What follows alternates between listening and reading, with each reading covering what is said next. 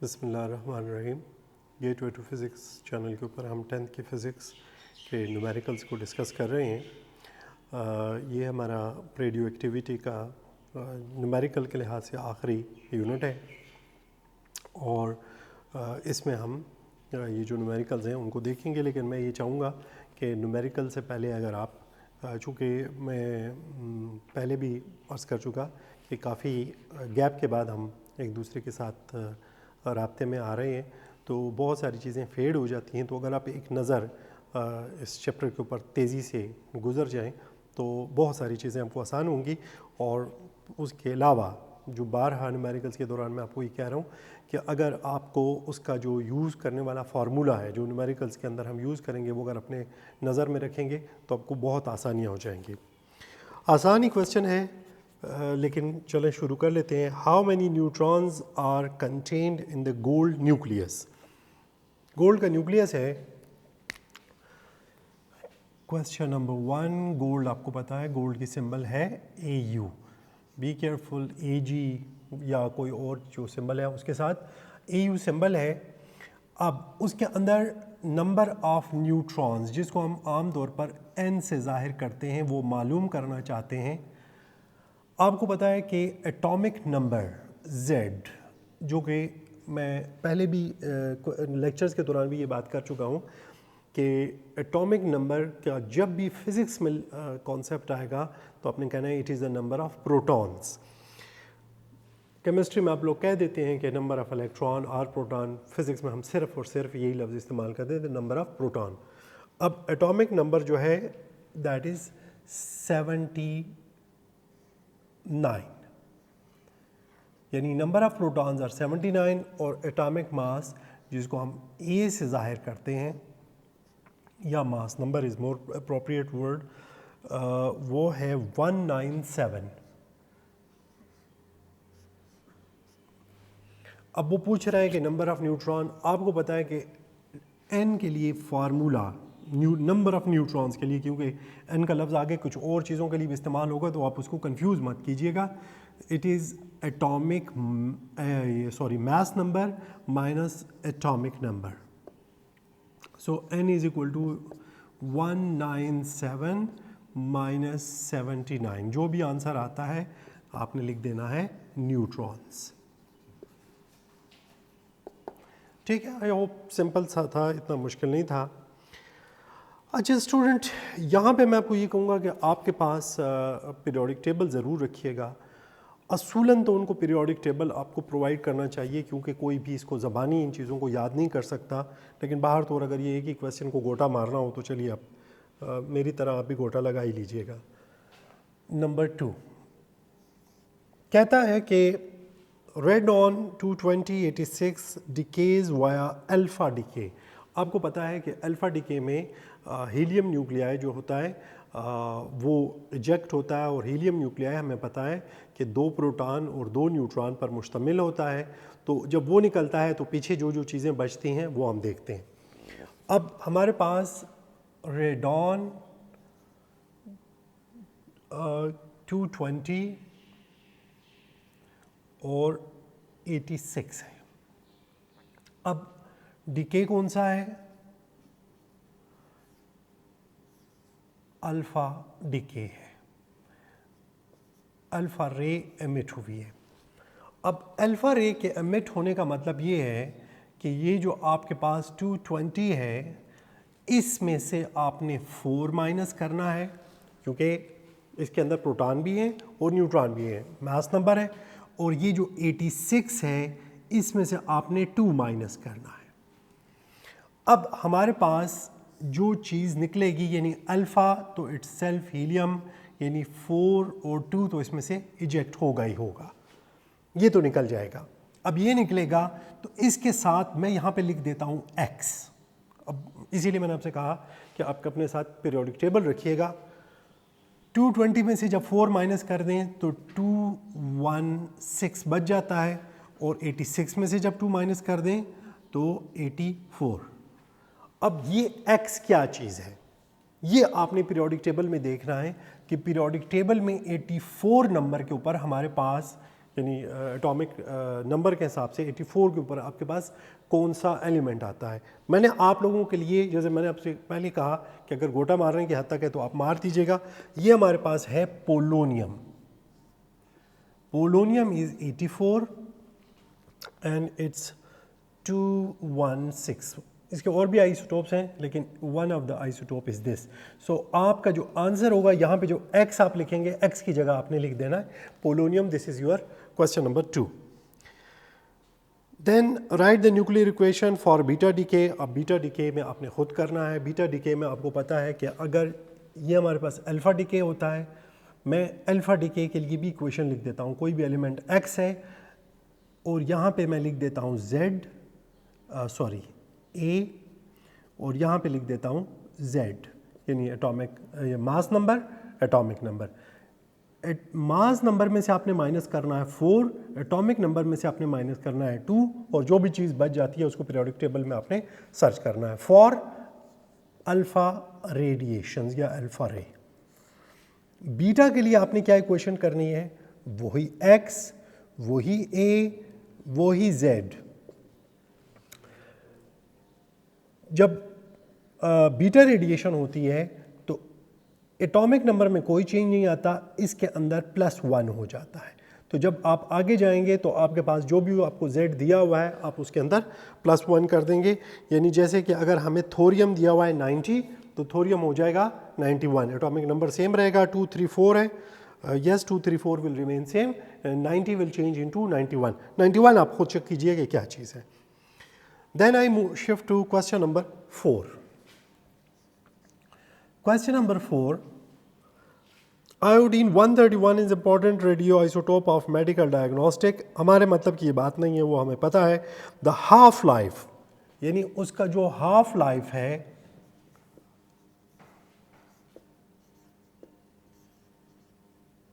जिसको हम T1/2 भी कहते हैं, हाफ लाइफ उसका कितना है?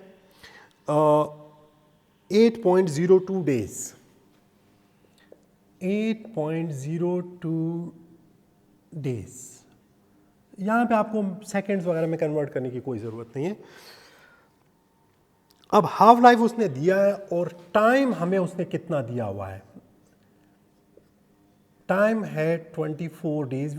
I can ignore this. 24 days कहता है कि 24 दिन के बाद हमारे पास कितना रहेगा, जबकि original amount, sorry I should not, ये टी है,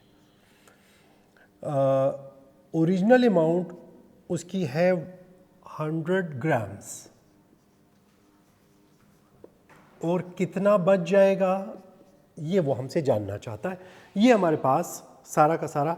अब यहाँ पे आपको जो इक्वेशन यूज़ करनी है, सबसे पहले तो इसमें हमारे पास जो बेसिक इक्वेशन है वो तो ये है, n इज इक्वल टू, यानी कितना बच जाएगा, 1/2। मैं एक्सप्लेन करता हूँ कि ये स्मॉल n क्या चीज़ है, और multiplied by original amount. n, ये जो स्मॉल n है, ये नंबर ऑफ हाफ लाइव्स, कि कितनी वो हाफ लाइव्स गुजारेगा, 1 दफ़ा, 2 दफ़ा, 3 दफ़ा।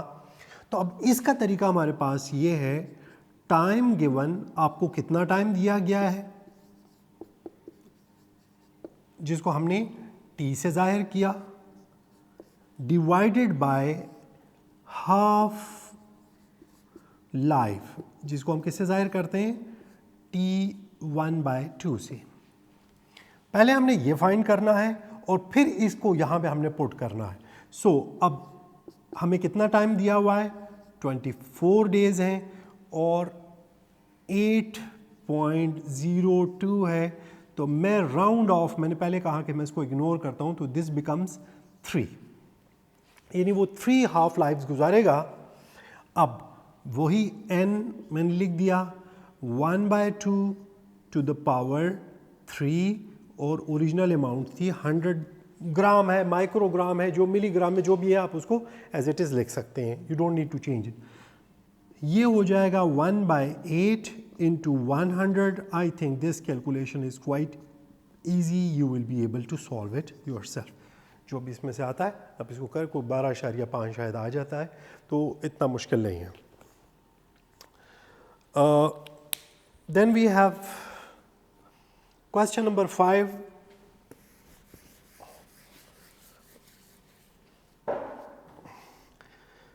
Phosphorus 32 is used in plant sciences for tracking. ये जो plants के अंदर है इसको हम यूज़ करते हैं ताकि ये जो केमिकल्स हैं कहाँ पे बनते हैं, क्या मैन्युफैक्चरिंग होती है, तो उसकी स्टडी के लिए यूज़ होता है. ये फास्फोरस 32 जो है इसकी हाफ लाइफ है 15 डेज. सो क्वेश्चन नंबर 5 क्या लिखेंगे जी? T1/2 कितने दिन है? 15 डेज. और how much will be left after 1 month. अब 1 मंथ कितना टाइम होता है? It should be 30 days. असूलन उसको 1 मंथ नहीं कहना चाहिए था, लेकिन वो आपको कंफ्यूज करना चाह रहा है. हालांकि इसमें वो खुद कंफ्यूज्ड है कि मंथ 30 का भी होता है, 31 का भी होता है, 29 का भी होता है और 28 का भी होता है.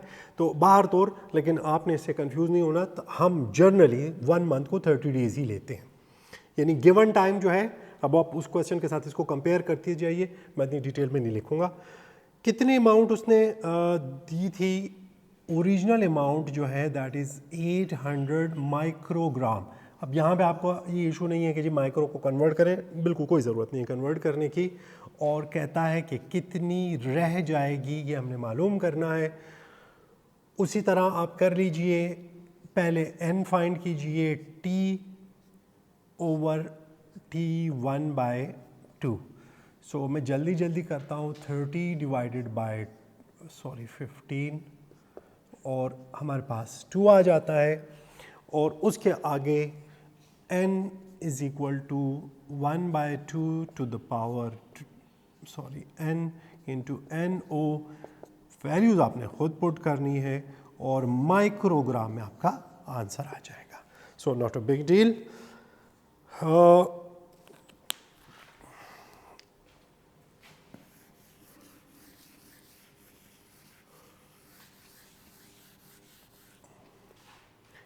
The last question, C12 to C14 ratio in a fossil is found to be 1/4. अब यानी n जो हमें मिला है वो है NO इंटू 1/4 यानी 1/4 है. तो हम लिख सकते हैं n is equal to n/4. ठीक है. अब देखिए कि मैंने सिर्फ इस डेटा को पूरा करना है. Half life T1/2 is equal to 5730. कहता है T कितना होगा. ये हमारा एक्चुअली क्वेश्चन है कि जी T कितना होगा. अब सबसे पहले n is equal to 1/2 to the power n और NO. ये हमारे पास बेसिक स्ट्रक्चर है. n की वैल्यू n/4 है. तो यहाँ पे ये n की वैल्यू NO/4. तो अब यहाँ पे मैं ये NO/4 की जगह, या इसको आप यूँ भी कर सकते हैं, NO is equal to 4n. इसको मैं सिंगल वेरिएबल के अंदर ले आता हूँ. तो यहाँ से ये इसको हटा के इसकी जगह ये वैल्यू यहाँ पे इंसर्ट कर दूँगा. So n is equal to 1/2 small n number of lives, और ये हो जाएगा 4n. सिंपल. सो n और n को हम कैंसिल कर सकते हैं. यहाँ पे हमारे पास रह जाएगा 1/2 टू द पावर n और इंटू 4. अगर मैं इसको इधर ले आऊं तो ये हो जाएगा 1/4 is equal to 1/2 to the power n.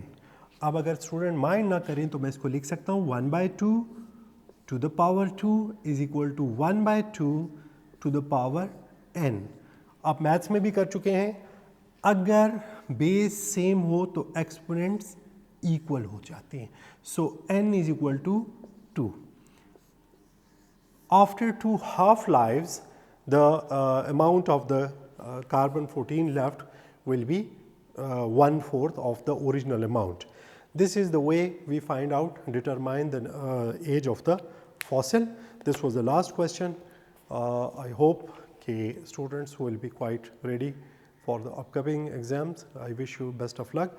इंशाल्लाह हम अपनी आने वाली वीडियोस में कंसेप्चुअल क्वेश्चंस, जिनको कम्प्रहेंशन क्वेश्चंस भी कहते हैं, उस पर भी गुफ्तगू करेंगे। लेकिन मैं सोच रहा हूँ कि चूँकि इम्तिहान है तो उससे पहले एक वीडियो होपफुली जो है तो ये न्यूमेरिकल्स के बाद की जो पहली वीडियो होगी उसके ऊपर, उसमें हम एग्ज़ाम के ये जो आपका पेपर पैटर्न है कि आपको पेपर कैसे सॉल्व करना चाहिए उसके ऊपर गुफ्तगू करेंगे। कोशिश ये करेंगे कि 10-12 मिनट की वीडियो हो ताकि आप थोड़ा सा आप अपनी प्लानिंग को उसके लिए एडजस्ट कर सकें। Wish you best of luck. Thank you very much.